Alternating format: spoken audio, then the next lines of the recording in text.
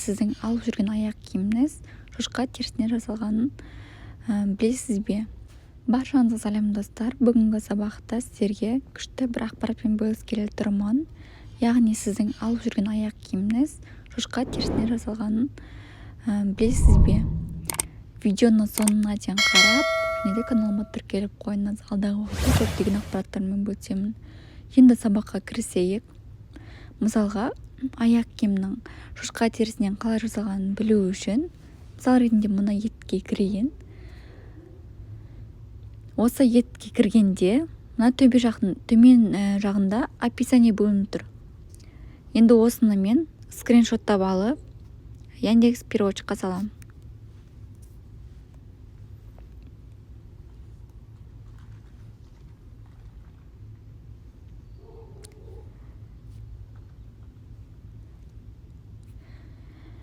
Қарап тұрсаңыздар, мына жерде осы аяқ киім жайлы бүкіл ақпарат жазылған. Яғни мына жерде, міне, жоғарғы бөліктің ішіндегі материал шошқа терісінің бірінші қабаты дейді, иә. Қараңыздаршы, шошқа терісінен жасалған аяқ киімді сіз киер ме едіңіз? Және де бұл аяқ киім қоспасында сиыр терісінің де қабаты бар екен. Үлкендерге арналған корейский стильде су өткізбейтін етік екен. Және де өкшесінің ұзындығы 3-5 см арасы қыс мезгіліне арналған етік екен. Сіздерге тағы да бір ақпаратпен бөліскелі тұрмын. Сіздің алған аяқ киіміңіз, яғни жұқа болып қалмас үшін, оның қалың болып келу үшін қалай таңдаймыз? Ол үшін кішкене кабинетте тұрмын. Мен корзина бөліміне сақтаған болатынмын. Яғни ішінде кашемир бар етікті.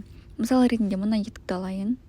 Негізі көбінесе суретте көрсетіле береді, бірақ алатын кезде описание бөлімін міндетті түрде оқыған дұрыс. Мына жерде описание бөлініп тұр. Мен осыны скриншоттаймын. Тағы да Яндекс переводчикқа саламын.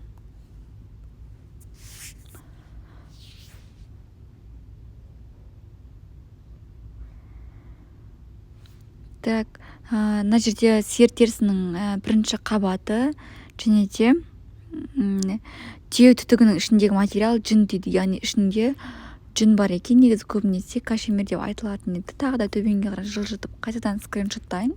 Сіздерге түсінікті болу үшін мен оны Яндекс переводчикқа саламын.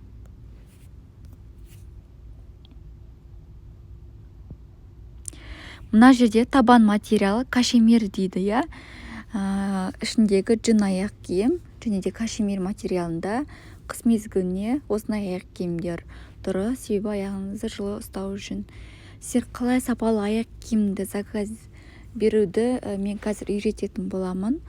Яғни сиыр терісінің бірінші қабаты деген материалдағы аяқ киімнің сапасы өте жақсы болып келеді, және де тігісі де жақсы сапада, яғни өте жоғары сапада келеді. Мен мынаны скриншоттаймын. Мен каждый аяқ киімге кіріп түсіндіріп жатырмын сіздерге түсінікті болу үшін.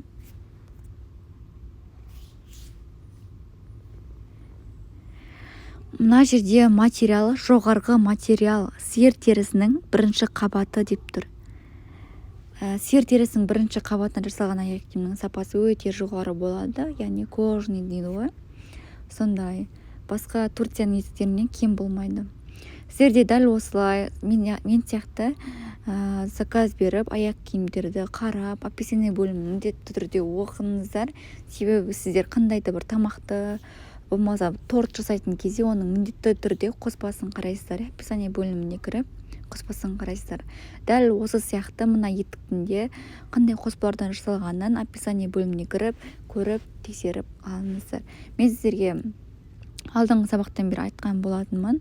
Қандай да бір товарды алған кезде комментарий бөліміне кіріп, живой фотоцеппен қараған дұрыс. Себебі ожидание реальности екеуі бөлек болып қалмас үшін.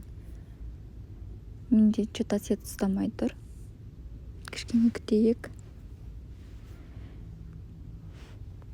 Яғни мына етікті алған адамдар өздерінің живой фотоцептармен бөліскен. Қарап тұрсаңыздар, мына етік дәл осы суреттегідей екен. Видеоны соңына дейін қарағандарыңыз үшін рахмет. каналыма міндетті түрде тіркеліңіз. Алдағы уақытта көптеген отс пен дудо сайтының фишкаларымен бөлісетін боламын.